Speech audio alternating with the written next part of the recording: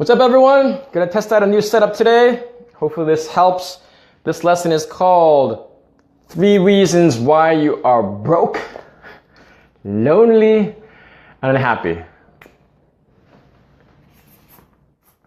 3 reasons why you are broke,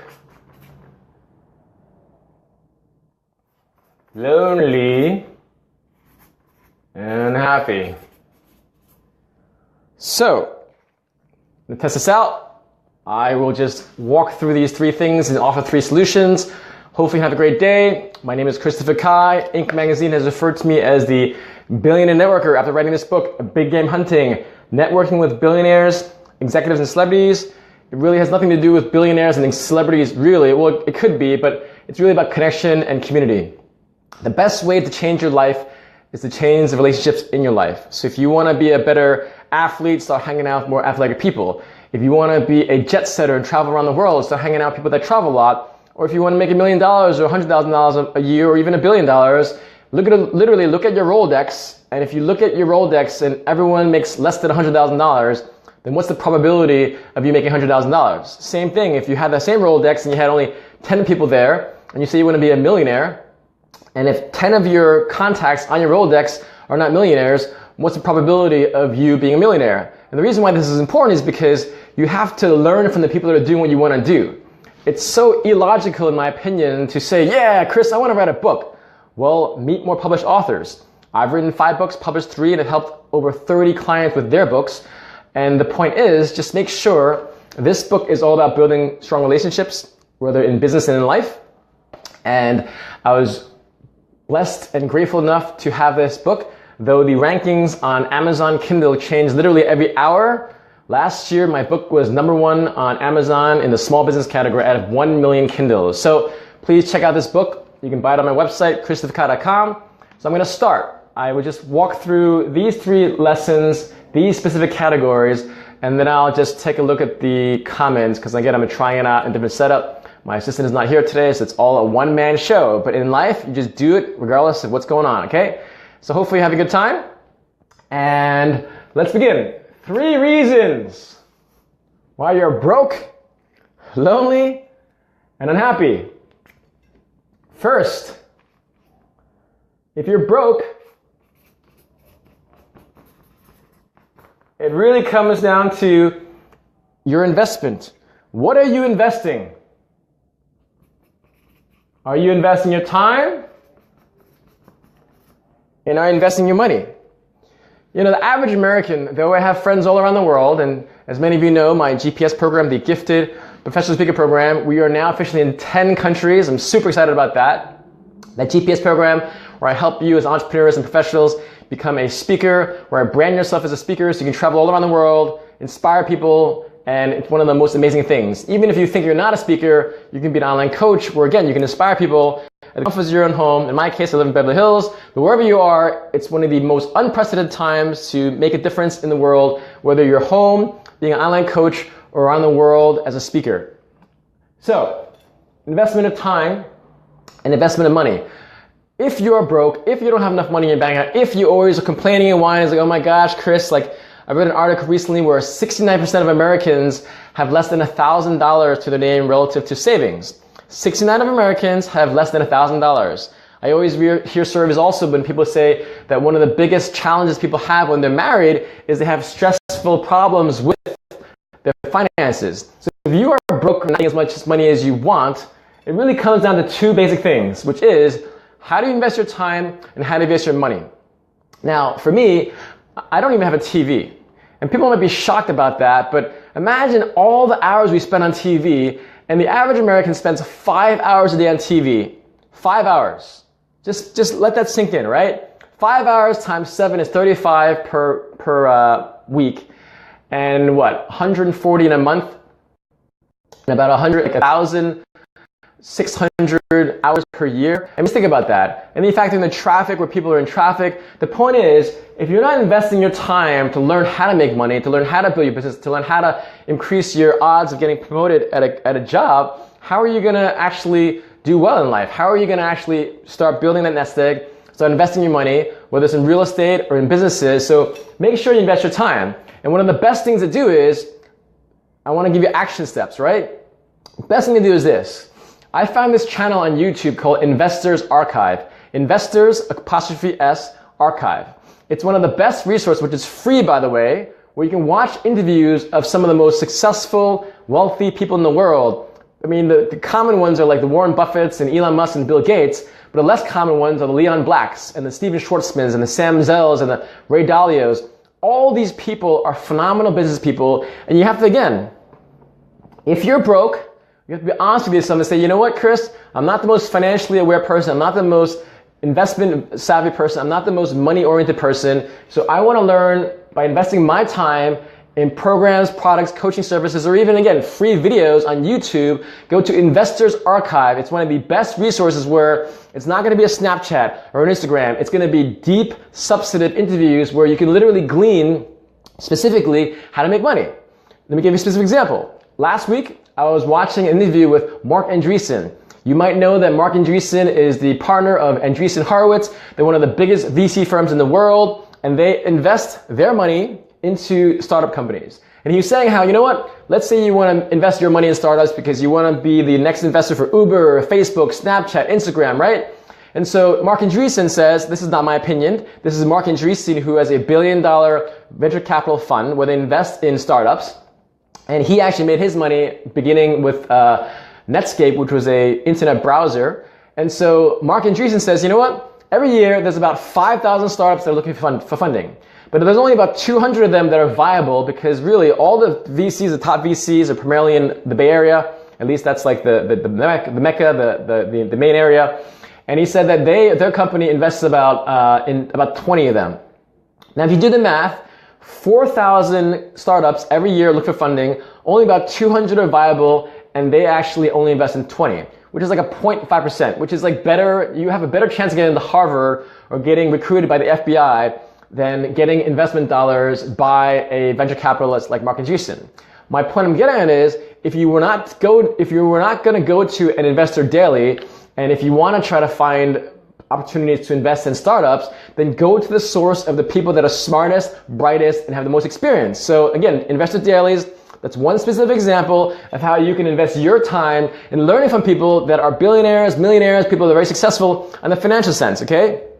And so Marc Andreessen, like I said, one of the top VC firms in the world, he co-founded it, and he's telling you the numbers, not me. I'm not a VC, not yet at least. And he's saying 4,000 startups look for funding, 200 of them are viable, 20 of them get funding from them. So how much more powerful is that than watching some episode of Breaking Bad, of watching some episode of Game of Thrones, of watching a game? Now, granted, again, you might be entertained, you might be inspired by some of these movies and TV shows, but the point is, if you're broke, if you're always looking for money, if you're always struggling and stressed out and complaining about money, start investing your time in actual people that know what they're talking about, because if you don't, you're wasting time and you're going to always be broke. You're going to always look at your bank account and just want to cry, okay? Second step is this, invest in your money. Now, as many of you know, I created this GPS program, and some people are like, oh my God, it's so expensive, I don't have the money, or I want to like buy things that I don't have the money. Like, the bottom line is, it's so irrational, illogical, and unrealistic, borderline delusional, if you do not invest your money to get a return. So let's say Laura Peterson recently met me and she was reading my book. Just give me props to Laura Peterson if you're out there. Thanks so much for watching. And Laura is like, wow, I didn't know that Christopher Kai was a songwriter. This is years ago, okay? I've literally written hundreds of songs. If you Google Spaghetti Warehouse song, that's my claim to fame, where it was like the #1 song in the summertime. It was like the hottest song. So Spaghetti Warehouse is a client of mine. They have, I think, 16 restaurants. They're a fast, casual Italian restaurant which started in Dallas, Texas. But my point is, when I was a songwriter, I've written hundreds of songs. I've gotten song placements in TV, film, and radio. And at one point, I didn't have a lot of money, but I wanted to buy a Korg Triton keyboard. A Korg Triton keyboard, for those of you who know, it's like the Porsche of keyboards, but on the professional sense, right? I just dropped my book. So a Korg Triton keyboard and 88 keys, you have like 88 keys, 76 keys, 61 keys. I wanted an 88 keyboard to mimic an actual piano because they're weighted, but it's really expensive. I think it was like $3,000. I definitely didn't have $3,000 at the time, but I said, you know what? I'm going to pony up the cash. I'm going to charge it on my credit card, and I'm not going to whine and complain because I wanted to stretch myself. If I want to be a professional songwriter and singer, then I have to buy professional equipment. I'm not going to say, oh my gosh, I don't have a lot of money. I don't have this. I don't have that. It's about, are you going to commit to yourself? Are you going to commit to your future? And are you going to be a professional or an amateur? Professionals have professional equipment. Amateurs don't. Okay? So that's an example of how I invested about $3,000 in a keyboard, a professional grade keyboard, so I was able to feel like I was a professional singer-songwriter because I'm not going to be this amateur keyboardist, I'm not going to be this amateur songwriter, and it got to a point where I literally had like Katy Perry and Adam Levine, some of their co-writers saying how I had songs that Adam Levine might want to sing. So it's kind of like, you know that you're good if you ask some of the top commercial songwriters in the world relative to these songwriting skills, because just because you say you're good doesn't mean you are. I can say how amazing I am as a speaker, but I'm not getting paid to be a speaker. If people aren't flying me out to different places to be a speaker, putting up a nice hotel, comping my fees, getting me in for free, buying my books, giving me a speaker fee, then I'm not really a great speaker. And it's really about content. So, invest your money. Another example is the first luxury apartment I bought when I was 24 in New York City. It was on the 18th floor of a high-rise, and at the time I think I bought it for like $51,000. I had to put down like a 25% down payment, which was over like $10,000, which again is a lot of money at the time, right? Same thing. If you don't make your investments, you're not going to get a return. It's so unrealistic that people always ask me, hey Chris, if your program is that good, maybe you can just get a percentage. I'm like, no. You make investments in your program, in your life, whether it's my program, in coaching, in your education. The bottom line is you're not being realistic with yourself if you do not invest your time and your money. If you watch TV at least 1 hour a day, then you have the time to invest in your future, in your financial literacy and whatnot, okay?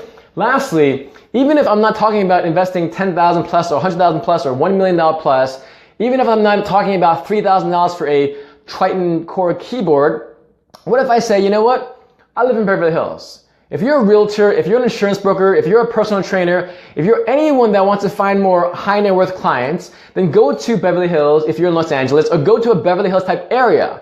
And if you go to a bar in Beverly Hills and you spend, let's say, $15 on a drink, and you're like, oh my gosh, Chris, $15, I can buy a whole meal. Yeah, you can, but that $15 is an investment in your future, because if you're always broke and complaining about having not a lot of opportunities, and you want to meet people that are more wealthy, you want to meet people that are more successful, you have to go where they are. It's so unrealistic to say, okay, Chris, I hear what you're saying, but you can't be more rich in mindset, in actual financial, if you don't invest the time and money, right? So again, do I want to spend $15 on a drink? No. But if I spend $15 on a drink at a really fancy hotel in Beverly Hills, I have an exponential higher chance of meeting people that might be my clients. So for instance, I sometimes have events at some of the hotels in Beverly Hills, and let's say the drink does cost, it costs $9 for a Blue Moon, but it might cost $15 to $20 for like a cocktail and whatnot, right? And so if you go to those places, literally, I'll bump into Michael Milken, who's a billionaire. I'll bump into Marcus Lemonis, who has his own show called The Profit. I'll bump into a guy that was a CEO of Carnival Cruise Lines, okay? So again, how realistic is it for you to not be broke, to start building up your financial future if you're not going to the areas that you want to network with? That phrase, working in the room, you can be all proud about how when people always say to me, oh, Chris, I'm a great networker. Okay, great. If you're a great networker, what are the results? Because it comes down to your results. When people ask me, what's the whole point of this book? The whole point of this book is three things. One, personally, I get really inspired by meeting inspiring, interesting people. Two, I've been able to secure $100,000 worth of consulting work just based on 1 or 2 clients. I would have never imagined that I can have 1 or 2 clients and make $100,000 just on 1 or 2 clients. It's insane, right? And philanthropically, I do a lot of work with the homeless youth community, and so when I meet people, I know exactly what I want to say to them because that's the people that I want to meet. Yesterday, I went to church. Justin Bieber goes to the same church. I've asked Justin Bieber a few times to come to the church. to come to this youth program I created for homeless kids. I couldn't even get the chance to talk to him yesterday, but generally I've talked to him in the past. My point is, networking is important only if you get the results you want. And if you say you're a great networker, well, are you getting the results you want? And lastly, if you really want to meet interesting people, if you want to be an interesting person, meet interesting people. I'll give you an example. I was on a train ride one time where I was coming back from Boston to New York, where my parents are from, where I'm from, on the Acela train, which is an Amtrak, one of the more premium trains, right? Sitting next to me is a guy named John. John turns out to be a former Navy SEAL, a former Navy SEAL sniper who's been on 500 missions, was getting his master's degree and perhaps his PhD, has a consulting firm in DC. So I'm like, wow, this is so cool. I get to sit next to this former Navy SEAL officer. This is amazing. I'm going to invest my time to learn about this man because if he's doing interesting things, I want to be interesting too. We get our contact information. I don't know what's going to go. He's probably not a client of mine. Who knows? But I get his information. I come back to LA. He stays in DC. I have a friend named Corinne who at the time was a law student at Pepperdine in LA.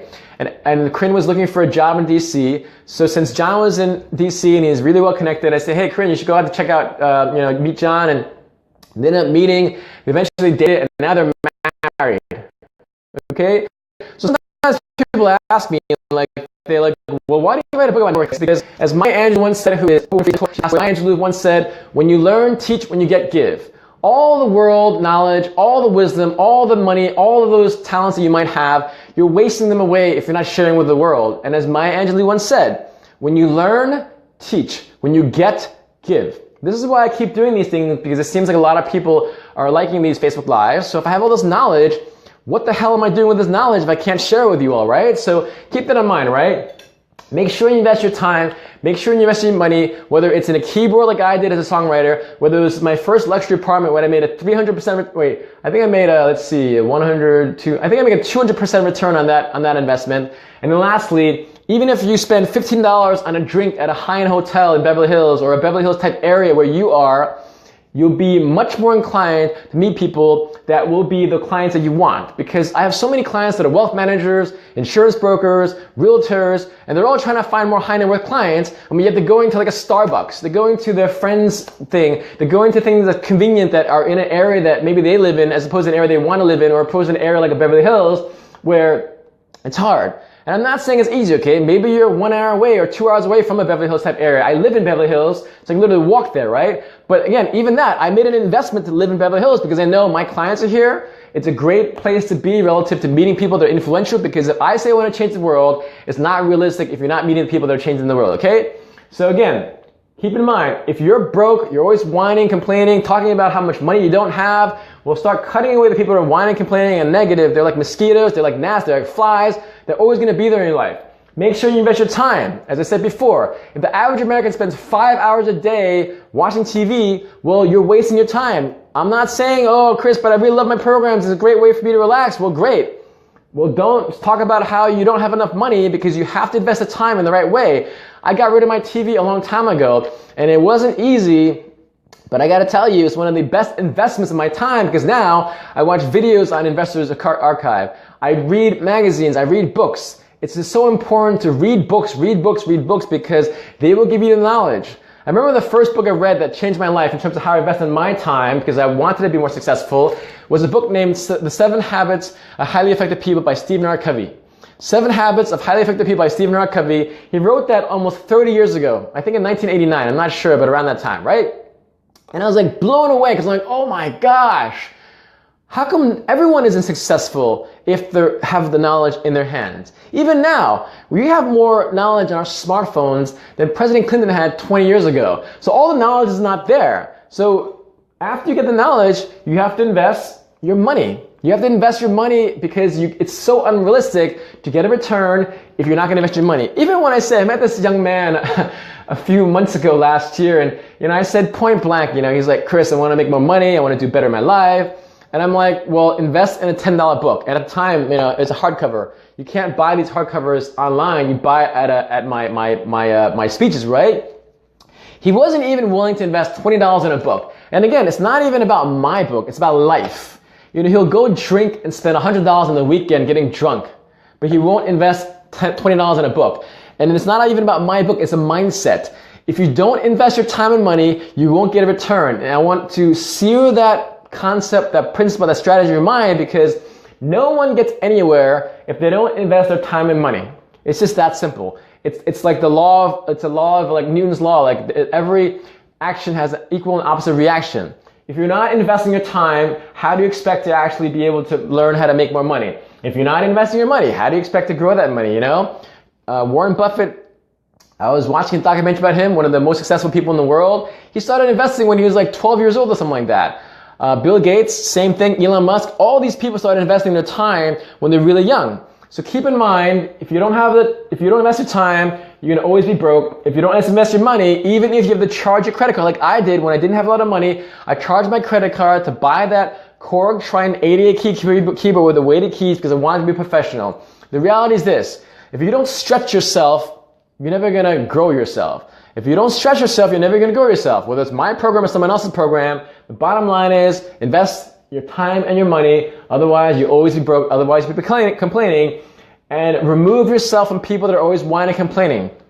You're not going to be able to be successful if you are surrounding yourself with people that are not successful financially, okay? Now again, money isn't everything, but it's the gas in your car, your motorcycle, your yacht, your plane. It's so unrealistic when people, I hear people say, oh, money's not important, oh, money this, money that. I'm like, you know what? You know, be real, okay? And what's even funnier is like, I know a lot of wealthy friends and colleagues, and it's funny to me that they always say money's not important, yet they live in a $4 mansion in the hills, and they drive an expensive car, and they say money is not important. I'm like, I think they've forgotten that money is important. If they remove those things, they wouldn't be saying the things, including a Bill Gates and a Warren Buffett. Warren Buffett can say, oh, I live in the same house, and I don't really spend a lot of money, but I'm sure you might know this, but he owns a jet company called NetJet. He gets treated to all these different things. Bill Gates, you know, he flies private, he lives in a big house. Even the people that are most wealthiest, why are we asking Warren Buffett and Bill Gates if money is important? Ask the average American, ask the average citizen in the world, all right? So just keep that in mind because, you know, it's unfortunate that mindset is, you know, if you think that money is important, then you're considered greedy, but it's not. The more money you have, I fundamentally believe you'll do more in life. So keep that in mind. If you want to be less broke, if you want to make more money, invest your time and your money, even if you don't have it, charge your credit card because you'll be much more inclined to invest in your education, or when you put a down payment on a house and you put your mortgage in that, you're investing in your education or investing in a home to build equity because that's how people grow their money. Next is this, lonely. 3 reasons why you're broke and lonely. Here's the thing. This word about, I dropped my book the second time.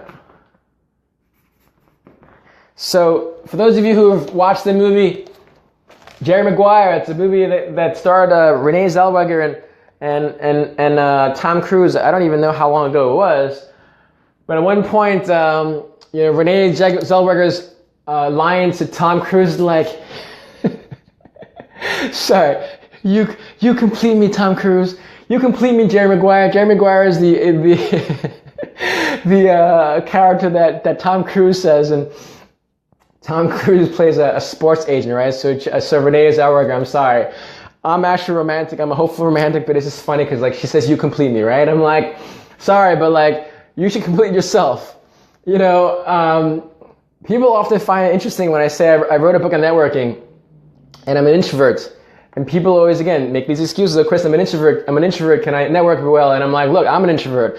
I naturally spoke a lot when I was a kid, so much so that I got in trouble in school and I got punished and I had to write out when I talk in class, which is why I probably write so atrocious, but I'm always trying to learn, right? Being honest with yourself, but always trying to improve yourself, okay? There's a phrase in Japanese called Kaizen, continuous improvement, okay? My point of my story is, I like being alone a lot. I like spending time on my own. I like meditating. I like reading. I like watching videos. I like taking walks.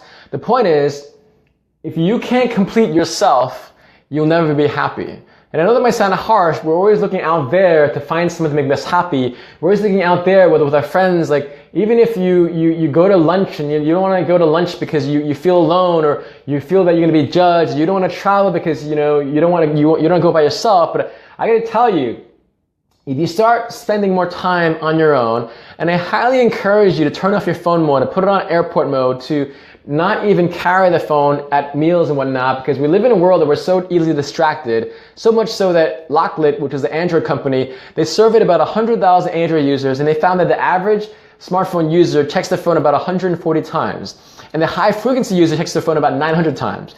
Now the irony of life is, you know, here I am using social media on Facebook Live, and I'm telling you, turn off your phone more. And also text messages and emails. You know, my friends find it funny that I'll text them and email them at like 10, 11, 12 o'clock at night, and they might think otherwise, but I email people all the time like that because I want to make sure I'm focused on my priorities. My priorities are I want to build my GPS program, my gifted professional speaker program that in 2 years, we're going to inspire 1,000 entrepreneurs in 50 countries to reach 1 billion people. And so this last month, we already reached 10 countries, and it's only been about 4 months. My point is, if you don't stay focused, singly focused, like a sniper, you're never going to be successful. Going back to investing your time and money.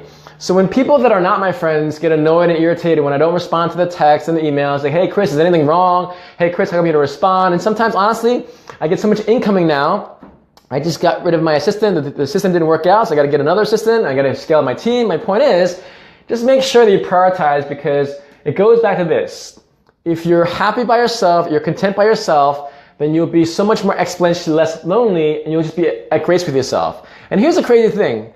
If you look at the trees outside, the trees get sunlight from the sun, which is hundreds of thousands of miles away. Actually, I think that's the moon, but the point is, the sun is very far away.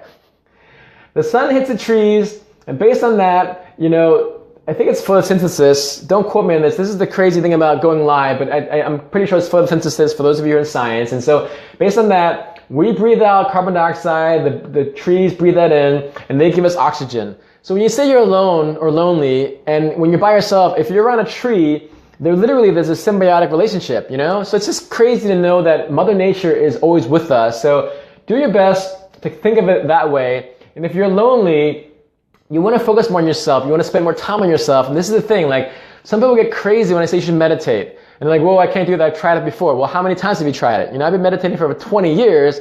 And trust me when I say, I'm pretty sure I would have been diagnosed as having that ADHD thing when I was a kid, because I was like bouncing off the walls. I talked like crazy. I was running around like crazy. But now, when I'm not out and speaking and motivating people, hopefully you're motivated and learning, I like to be chill.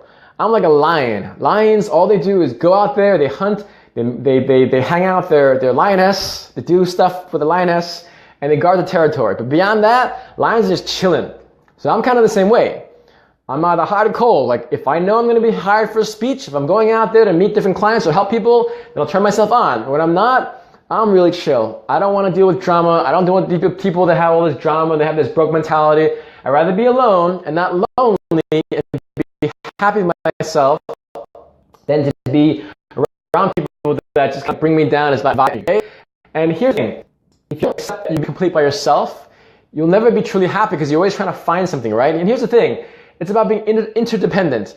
Of course, when you're with people, we're human beings, so obviously you want to be around people because it helps, right? Because if you want to be with a significant other, if you want to be with a lover, they build things on you, right? But it's more interpersonal. It's not about being dependent.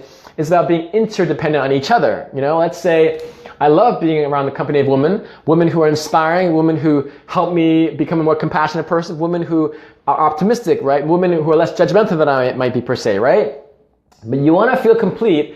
And this is the thing, I meet so many people in life. I might hang out with some friends of mine, my guy friends, right? You go to a bar or lounge or restaurant, and they point to some girl, and maybe she has a little bit more weight on her. She's like, oh man, she's not that hot. And I'm thinking to myself, dude, you're not that hot. So what judgment do you have if you're not good looking, if you're not healthy, and you expect someone else, like some hot girl, to just fawn on over you if you're not healthy or if you're not ambitious, So whatever you want from someone else, hopefully you have those qualities in yourself. It's so unrealistic. If I say, I want a healthy, ambitious, optimistic woman to date, have a girlfriend and marry one day, right? But if I'm not healthy or trying to be healthy all the time, if I'm not ambitious, if I'm not trying to be altruistic, then I'm being so unrealistic in that, like, how can I expect someone to be someone that I'm not? So do your best to be more complete. Do your best to be more of a better person, because you'll find this as a crazy, amazing thing. If you want to travel more, just start traveling. And in the course of traveling, you'll meet more travelers. If you want to be a painter, let's say I wanted to learn how to paint. I painted something about 3 years ago. I went to this paintnight.com, and for guys out there, if you want to meet more women, there's like a 90% women that go to paint night because like it's wine and paint. And so for the guys who are not as secure with themselves, like, oh my God, painting, artsy, that's so like feminine, or that's the gay. I'm like, I'm not gay, but if you're gay, who cares? Like, that's your choice. That's your style. That's who you are, right? But the point is, I'm like, ooh, there's like 90% girls there. I was thinking at the time, I want to meet girls and I want to learn how to paint. But the point is, if I want to be more artistic, I'm going to go to where artistic people are. If I want to travel more, I'm going to do that even if it's by yourself. And just start simple. If you're not very courageous right now, just literally talk to the person that's walking across the street and just say hi. If you're in an elevator, say hi in the elevator. If you go to meals, just go by yourself. Just start simple, okay? But you will always be lonely if you think that someone else, like Renee Zellweger said in Jerry Maguire that starred Tom Cruise, you complete me. I'm sorry. You have to complete yourself because the more complete you are yourself, and again, it's a constant progression, by the way, okay? The more you complete yourself by yourself, doing your own things, by turning off your smartphone, turning off your computer, turning off your iPad, your iPhone, everything, your TV, just turn it all off at least an hour a day. And then eventually 3 hours a day, eventually 5 hours a day, eventually for the whole day, eventually from dawn to dusk, eventually for the whole weekend, and for whole, the point is, you want to be less lonely?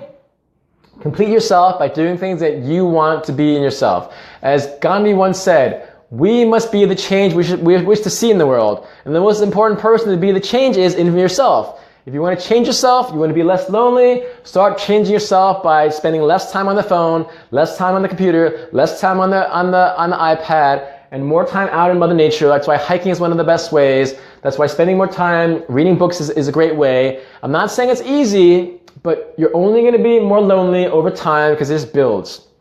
It builds. And lastly, if you're in a relationship that you feel lonely, I remember I had a friend, I was telling her, I'm like, yeah, I'm feeling kind of lonely at this point. And she was saying, I feel even more lonely, and I'm with a boyfriend. I've been with him for 3 years, and it shocked me to know that, wow, this woman, this friend of mine is more lonely in a relationship than I am single. And it kind of dawned on me, why is she with that person? And then again, it goes back to the mindset where she's looking at about the 3 years that she invested of her time and her money, but she'd be looking at the next 30 or 60 years that she should have invested in someone else. So not an easy thing to deal with, but if you are lonely, start focusing on yourself because you'll be so much more happier than if you are staying with someone that does not make you happy. And if you're not willing to spend more time by yourself, because it's one of the most beautiful, peaceful, serene, fulfilling things when you can be in your own space by yourself without having anyone around you, and it's one of the most peaceful things that you'll ever experience in your life. Last thing is, if you're unhappy, if you want to be happier, but in my case, I learned about this online, and it's like the surprising thing about what motivates us. I think it's Dan Pinker. Don't quote me on that, but it's something about like the surprising thing that motivates us. And the three things is, I don't actually believe that the purpose of life is to be happy. I believe that happiness is more of an emotion, but this P is more of like in our bone marrow. And so I'll first start with A first. A stands for autonomy. And there's a video on YouTube, again, like what the surprising things that motivates us is the three things, right? If you want to be less unhappy, it goes back to these three things. The first one is autonomy. I think fundamentally, especially as entrepreneurs like myself, we want to be free because, we grow up, we're born into this world, we're always running around. And I remember reading some books where they talked about how play is a child's laboratory. When a person plays, when a kid plays, it's the laboratory, and that's when they're tinkering around, experimenting, and that's how life is, which is why Gandhi once said, he wrote a book about my experiment with truth. And this is Gandhi, okay? So it's unfortunate that when we're kids, when you ask a 5-year-old or a 4-year-old if they're creative, if they're inspiring, if they want to be the president of the United States or an astronaut, most 5-year-olds or 4-year-olds are like, yeah, Chris, I want to be a doctor, I want to be a lawyer, I want to be an astronaut, I want to be an athlete. But as soon as they hit 6 years old, and they go into our formal education, then immediately they're getting more judgmental, they're getting more critical, and all that creativity gets sucked out of their life. So the autonomy is, do your best. If you're employed right now, do your best to find things in your life that you can be autonomous to yourself. I know if, let's say, you're a mother or father, it's hard to be autonomous or have autonomy, but do your best, even if it's an hour a day or an hour a week, you have to start being autonomous because that's when you, again, going back to being by yourself, not being lonely, but alone, because just having that freedom. This is why I love California. This is why, though I was born and raised in New York City, I had a very strict upbringing. Now, I love my mother and father. They raised me right, especially my mother. Anything that I ever will be or ever have been in the past is because of my mother, because unconditional love is so important. They didn't love me as I wish they did, but they loved me knowing that they provided for me. And so they gave me the ability to create a solid foundation. And my mom, to her credit, she would let me go out and play. I would do my homework, but she would let me go out and play with my friends. And even when I went to Hong Kong for summer times to visit my grandparents, she would literally say, you know what, it's 3 o'clock. Well, actually, throughout the whole day because I didn't have to go to school. So I would spend a lot of time there in Hong Kong. Shout out to those who are in Hong Kong. And Carrie's in Hong Kong. Carrie's thinking about joining my GPS program. So Carrie, if you're watching, what's up? But my point is, I would have all this time in Hong Kong by myself, whether I was 12 years old, 15 years old. And my mom would just say, just come back at 6 o'clock. And so what my mom was saying, even though she didn't realize it, all through my life, whether she was annoyed at me or whatever, but she allowed me to go out and explore. And if it was not for my mother to allow me to explore around the world, to literally get up and fall, get on a bicycle and fall, all through my life, you know, I wouldn't have learned all the things, my lessons, because if you have those scars emotionally, physically, spiritually, those are good things because every warrior has scars. So keep that in mind, okay? So autonomy is so important. Make sure you have some level of autonomy in your life, even if for an hour a day.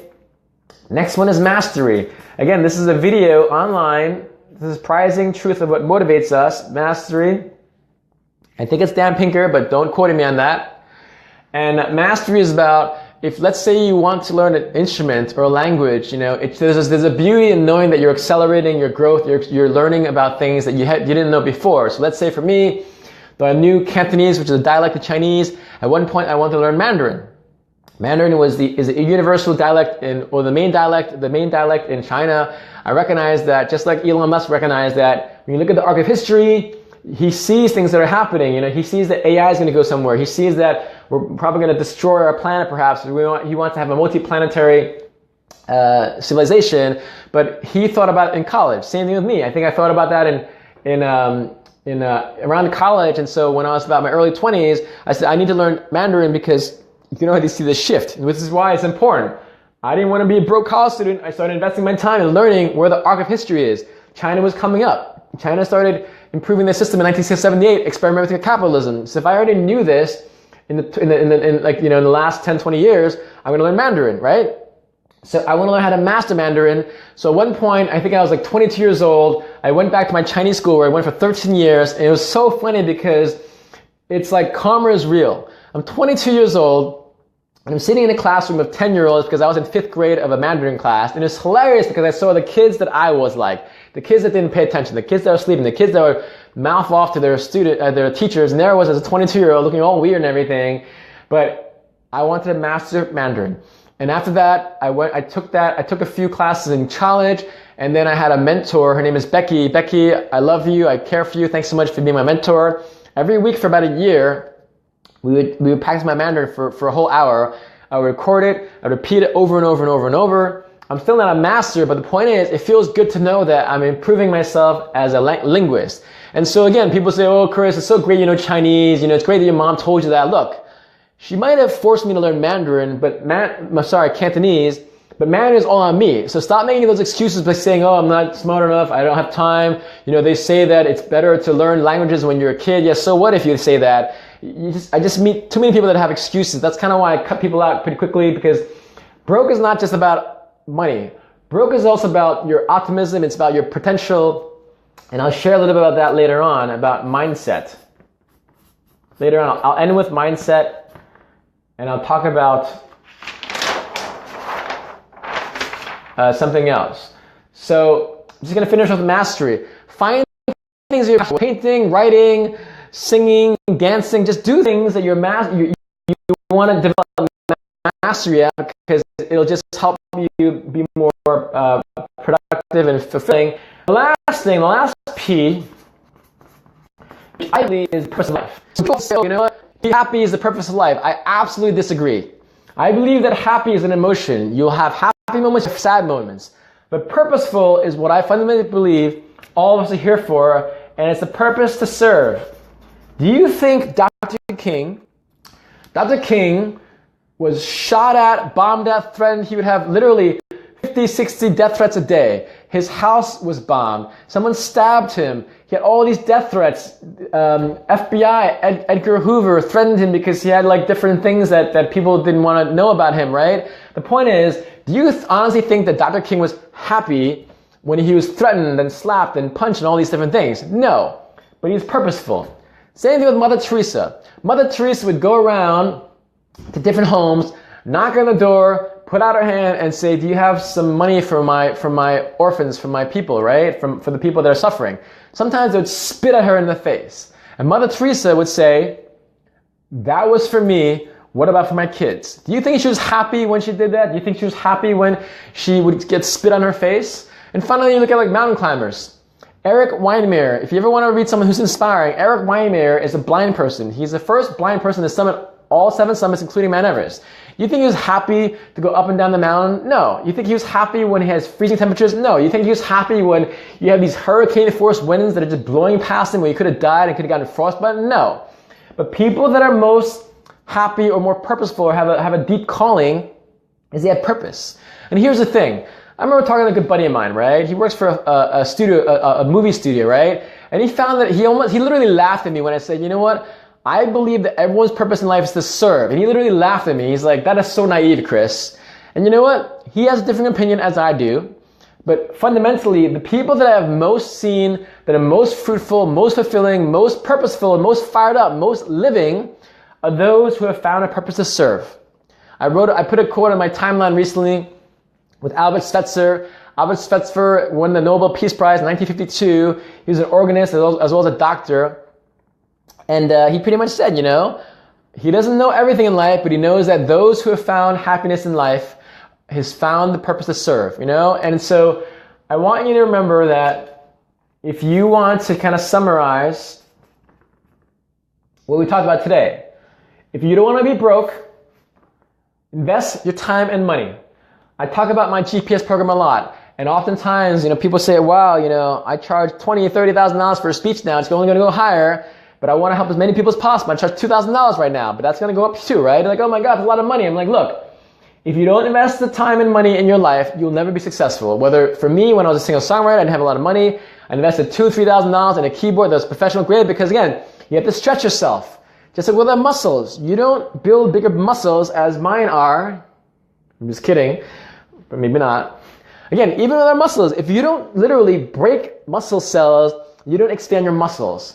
It's crazy of life. Even if you look at like water, if you boil water, it doesn't transform from a liquid state to a gas state unless there's a high extreme pressure, right? So if you're not stretching yourself, you'll never change. We just had Elaine. Elaine, if you're watching right now, Elaine just signed up for our gifted program, our GPS program, our gifted professional speaker program where we teach you how to be an entrepreneur, how to make $10,000, $15,000, $20,000 per month as a speaker and online coach. And so Elaine, you know, she had some hesitation, but Elaine had the courage because she was saying she was excited, but she's also scared. And those are the moments. If you're excited, great. If you're scared, great, because that's how you're pushing yourself. So make sure you invest the time and money, because if you don't invest your time and money, you'll never be as successful as you are destined to be. Keep that in mind, okay? If you're lonely, you're always lonely. If you think of Renee Zellweger's line from Jerry Maguire, Tom Cruise, Jerry Maguire, you complete me. No one will ever complete you. I'm sorry to tell you that. You have to complete yourself, and you have to be interdependent with someone. And it's not even just for lovers, husbands, wives, girlfriends, boyfriends. It's even with friends. You know, I like to surround myself with people as friends who help me become a better person, who are more compassionate, who are more giving, who are more intellectual, who are more analytical, you know? So you'll always be that lonely person if you do not find ways to complete yourself. And it's a constant thing. As I said, Kaizen is a term in Japanese. I'm not Japanese, I'm Chinese, but it's a continuous improvement. And lastly, if you're unhappy, you'll continue to be unhappy if you do not focus on 3 things, which is find things that you can do autonomously, be a master at something, and find purpose, because life is not about being just happy. Because again, Mother Teresa, Dr. King, Eric Weihenmayer were not happy. I'm not always happy when it's challenging to give speeches when I have 2 hours of sleep. I'm not happy when I went to Israel and Palestine last year and saw some of the hardship and conflict there. I wasn't happy when I was in my hotel at 2 a.m.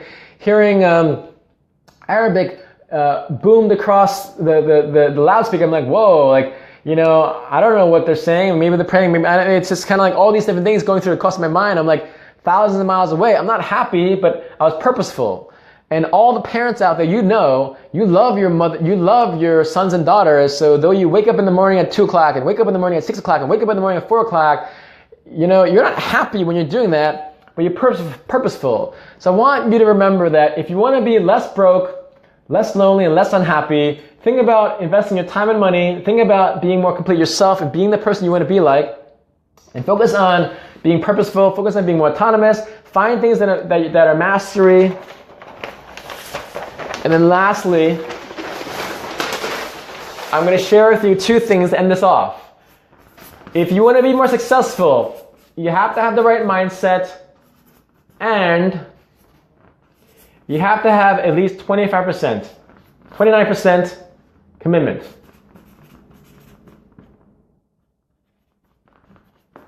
Okay, so mindset. There's a woman named Dr. Carol Dweck. She wrote a book called Mindset, The New Psychology of Success. Dr. Carol Dweck. So much of that, what I do is not my opinion. I find empirical evidence, whether it is your network is the number one best predictor for career success. It's network science. I actually have a network science by a guy named Ron Burt. I read a Forbes article, so it's literally a network science. It's not my opinion that your network is the number one best predictor for career success, which is why I wrote a book about networking with billionaires, executives, celebrities, because the bigger your network, the more what he calls open network, the more success you have. Mindset. It really comes down to fixed mindset versus growth mindset. Again, this is not my opinion. You have fixed, you have growth. Fixed mindset is, I'm not good enough, I'm not bright enough, I'm not handsome enough, I had a reading disability as a kid, I was really short, I was teased, I talked too much, all these fixed things that we are told as a kid, as society, from our brother, from our mother, all these negative bullies out there. Growth mindset is, you know what? Okay, great. I talked a lot, now I get paid to talk. They gave me as a reading disability, so I'm going to read books on how to read better. I'm going to read books on how to memorize better. I'm going to learn how to be a better person. So mindset is cut away the people that are negative in your life, cut away the people that are pessimistic. And if you are pessimistic and negative, or if you're always whining and complaining about things that are not right, if you're driving on a 405 in LA and you're just whining about traffic, if someone cuts me off, you whine about that person that cuts you off, and literally your whole day is ruined. If you're driving to your job, and all you talk about during your job is when they cut you off. You're at lunchtime, you tell your coworker, someone cut me off. You finish your work, you go back home, you tell your husband, you tell your wife, someone cut you off. Like, why are you carrying this negative fixed mindset for the whole day? Get over yourself, stop being so self-centered, and focus on the growth mindset. The growth mindset is, you know what? You have the maturity and the growth mindset that someone cut you off, but probably that person having a bad day. So you're gonna be more forgiving and say, you know what, that person had a bad day. I'm just gonna wish him well, wish her well, bless him, bless her. Have a growth mindset, okay? That's so important. Have a growth mindset. Based on research, not my opinion, based on research. 20 years of research came out of two things, fixed and growth. Next thing is this. If any of you are interested in my GPS program, the Gifted Professional Speaker program, going back to what I said before, the reason why I'm so amped up about this program is because I have autonomy, I have mastery, and I have purpose. My purpose is to inspire, impact, and inform 1,000 entrepreneurs at least in the next 2 years in 50 countries to inspire 1 billion people. And people might think, well, that's pretty lofty, Chris. Yeah, it is. I want to stretch myself, right? If it's not lofty, it's not inspiring. I don't want to just get a paycheck. I have a decent paycheck. I don't want to just make more money. I have a decent money, right? It's about pushing yourself. It's about stressing yourself, figuratively, emotionally, mentally, and physically, right? And so my purpose is to serve, to inspire. I teach entrepreneurs, I teach professionals how to build confidence in themselves, how to brand themselves so they can be featured on Forbes. Adam Torres, who has written a book about Money Matters, he's not been featured on Forbes just once, but twice. He's already secured at least 6 speeches, made over $10,000, traveled all around the country and world in 3 different countries, I think 2 countries, right? The point is, it's about mastery and purpose, and I'm really purposeful in serving other people. But here's the last thing I'm going to end with. If you can at least commit 29% of your time, 29% of your time is what, let's say Elaine, she was afraid yesterday when she signed up for my GPS program, right? But she was there, I walked her through it, she's in. Great, Elaine, if you're out there, she has an inspiring story, okay? She's a successful entrepreneur, she's had her own business for 16 years, she's based in Idaho. Good for you, Elaine. Anyone else? If you can at least commit 29%, you don't need to have 100% commitment. This is why it's so important to be in a group, to have coaches, okay? The 71% you'll get when you're in a team. So though I said before, you want to be content, happy alone, but you also want to be interdependent on a team. Imagine these are flocks of geese. And the reason why flocks of geese get to their goal 71% faster is because they go in a team, which is why the most inspiring thing about my GPS program, which I love, it's something that I love doing in terms of community. I'm building a community of world leaders, of thought leaders, of speakers, of entrepreneurs, of coaches, because we're to inspire the world and we're going as a flock. So though I'm the leader, I'm the chief gifter. I call gifters because we're all gifting people to the world. We're gifting our message to the world. We all have gifts to the world. Not just some of us, but all of us. So I am the lead gifter, the chief gifter. But all these people are my flock of leaders, of gifters. And so they encourage me by honking their horns. They encourage me by let's hire a gift. You must be the way, right? If one person gets tired, literally a geese will fly the geese back and they come back. And just by being in this group, they'll literally feel the momentum.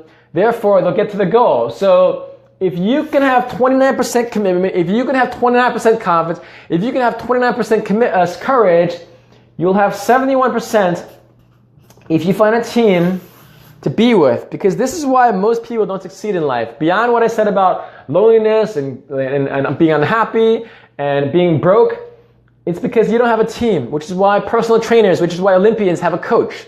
Have you ever heard of anyone who's a star athlete, whether it's Tiger Woods, whether it's Serena Williams, whether it's Michael Phelps? I mean, have you ever, or like Apollo Ono is a friend of mine. He's a speed ice skater. What's up, Apollo, if you're listening? The point is, have you ever watched an Olympian that did not have a coach, right? So why do we think that we can go through life and not have a coach in your career or your business? It makes no sense, okay? So make sure you invest your time and money in people that can help you. And this is why I'm so super stoked about my GPS program, because we're building this community called Gifters all around the world. We're in 10 countries and 4 continents. So hopefully you had a great time. I'm going to actually open it up for questions now. Let me see if people have questions. So let me see. We went for a long time. Let's see if we have questions. I want to just give props. Marianne, thanks for watching. Keith Herman, thanks for watching. Jeanette, Linda, Lily, Malika, Neil, Nicole, Justine, Tara, Billy Joe, Nathan, Philip, Jason, Bernard, oh my gosh, Jenny, Dylan, Hugh, Jessica, thank you all so much for watching. Have a great day. If you're interested in my program, type in interested and I'll follow up with you. Bye everyone.